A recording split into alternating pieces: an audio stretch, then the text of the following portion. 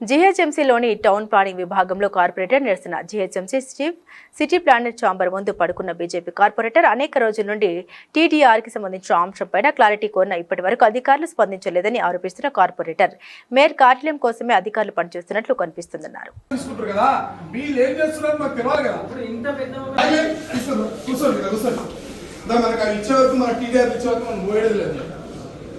ఎన్నిసార్లు ఫోన్ చేస్తాం, ఎన్నిసార్లు చేస్తాం.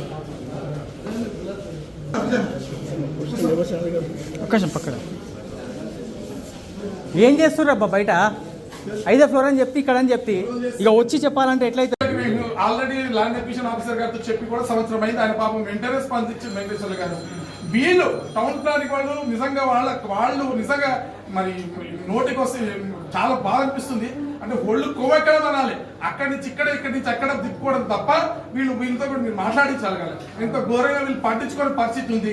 పోనీ సీసీపీ గారికి చెప్తామంటే గత 4 రోజులుగా ఫోన్ చేస్తున్నా, మెసేజ్ కూడా పెట్టినా, వారి పిఏ గారికి కూడా ఫోన్ చేసిన. మరి ఏం చేయమంటారు? ఇంకా ఎవరు పట్టించుకోవాలా? అంటే వీళ్ళు ఎవరి కోసం పనిచేస్తారు? వీళ్ళు అంటే బడా నిర్మాణ సంస్థల కోసం మాత్రమే ఈ రోజు జిహెచ్ఎంసీ టౌన్ ప్లానింగ్ ఆఫీస్ ఉందా? 6 గంటల తర్వాత లక్షల కోట్ల రూపాయలు చేతులు మారడం కోసమే ఈ సీసీపీ ఆఫీస్ ఉందా? ఇంకా పేద ప్రజల కోసం, ఇటువంటి పేద ప్రజల కోసము, నాలాల కోసము, పార్కుల కోసము, ప్రభుత్వ భూముల కోసము ఏ పని కూడా వీళ్ళు చేయరా? అధికారులు కోర్టు దండుకోవడానికే ఉన్నారా? నేను ఈ రోజు ఈ రాష్ట్ర ముఖ్యమంత్రి గారిని కూడా రిక్వెస్ట్ చేస్తున్నా, అయ్యా నమస్కారం అన్నా, మీరు మా పార్లమెంట్ ఎంపీగా ఉన్నారు, మీరు మాకు ఆదర్శమైనటువంటి నాయకులు. ముఖ్యమంత్రి గారు మీరు మల్కాజ్గిరి పార్లమెంట్ ఎంపీగా కూడా ఉన్నారు. ఆ మల్కాజ్గిరికి సంబంధించిన ప్రజల పౌరుడిగా నేను అడుగుతా ఉన్నాను, ఇటువంటి దొంగల్ని మీరు తరిమి కొట్టాల్సిన అవసరం ఉంది. ఇది పూర్తిగా ప్రక్షాళన చేయాల్సిన అవసరం ఉంది. లక్షల కోట్లు దండుకోవడం కోసమే ఈ దొంగలంతా ఒక దగ్గర జమ కూర్చుని చూస్తున్నది.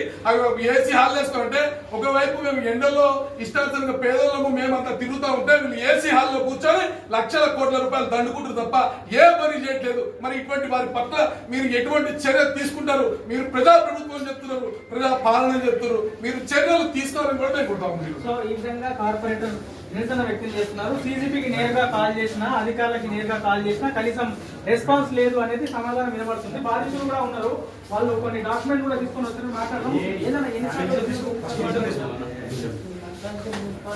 చాలా సార్లు తిరిగాము. స్టెప్ ముందుకు రాలేదు, అందుకే ఇచ్చాము. ఇక్కడ ఉన్నారు.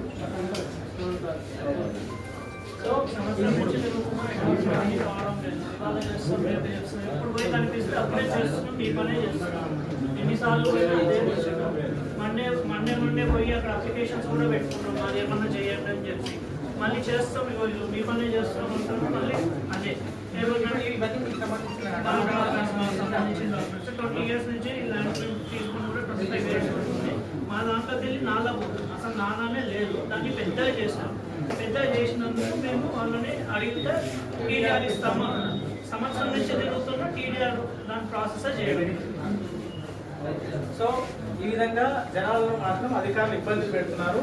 ఎంతగా అంటే ఏకంగా కార్పొరేటర్ వచ్చి ఈ విధంగా సీసీపీ ఆఫీస్ ముందు ఏకంగా పడుకొని నిరసన తెలిపారు. వాసులు కానీ మల్కాజిగిరి కార్పొరేటర్ కానీ ఆరోపిస్తున్నారు. మరి దీనిపైన సీసీపీ కానీ అధికారులు కానీ ఏ విధంగా స్పందిస్తారన్నది చూడాల్సింది. ఓవరాల్ గా జిహెచ్ఎంసీ ప్రధాన కార్యాలయంలో బీజేపీ కార్పొరేటర్ నిరసనకు సంబంధించిన పూర్తి అప్డేట్. ఇది కూడా సమస్య. ఇది కూడా కంప్లైంట్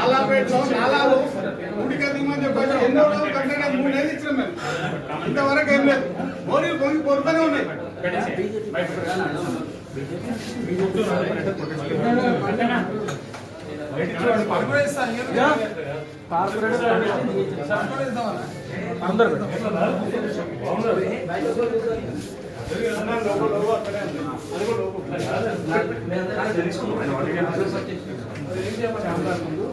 ఇప్పుడు కూడా మీకల్లా ముందే సాక్ష్యాలు సీసీపీ గారు లోపల కూర్చొని ఏసీ రూమ్ లో బయటికి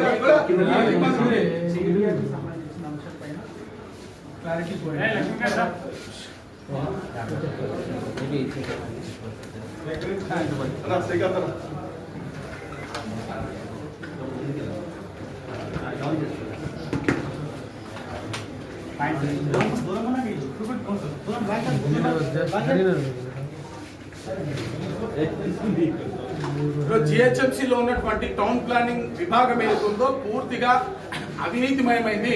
కేవలము బడాబాబుల కోసము కోట్ల రూపాయలు దండుకోవడం కోసము మేయర్ గారి కార్యాలయానికో ఇంకో పెద్ద మనిషికి పనిచేయడానికి మాత్రమే వీరు పరిమితులైనరు.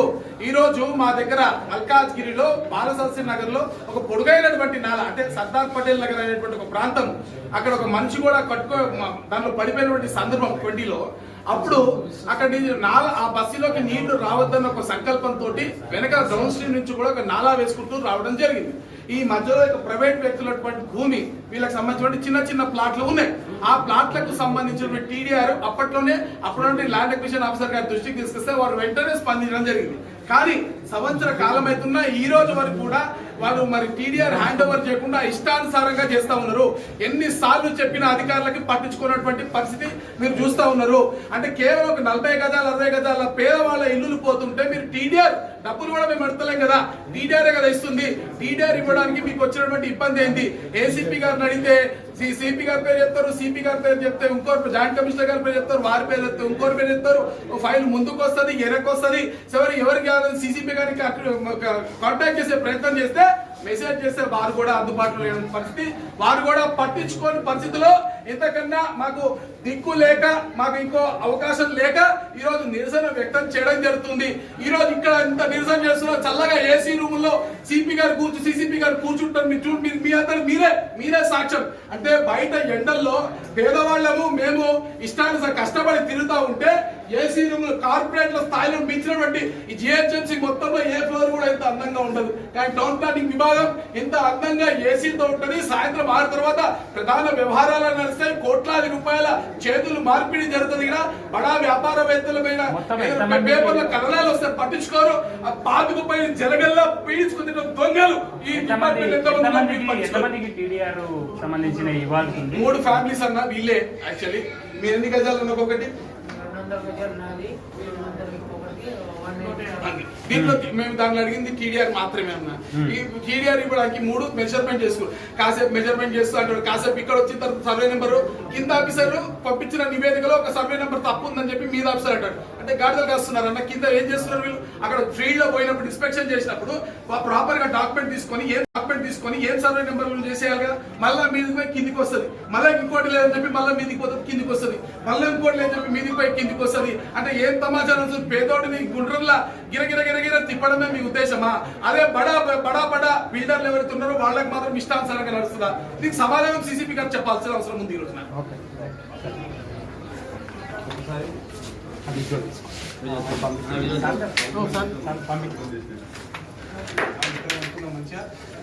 వాళ్ళు రాకపోతే నేను ఇప్పుడు బట్టలు ఇప్పేస్తా, ఇప్పేస్తా బట్టలు ఇల్లే తనం చేసుకుంటా, ఇన్నే అన్నం తింటా.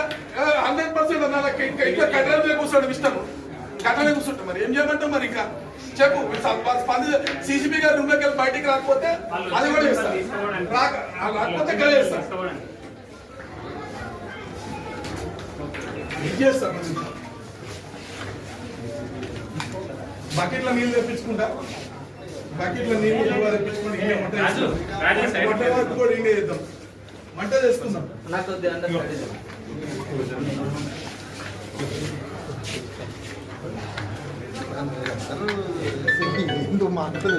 रमन भाई चलो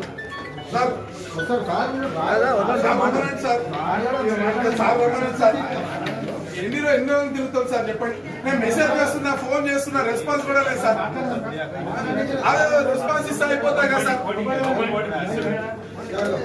రండి మీరు కూడా రండి, పోయి మాట్లాడి క్లియర్ చేసుకుంటాం.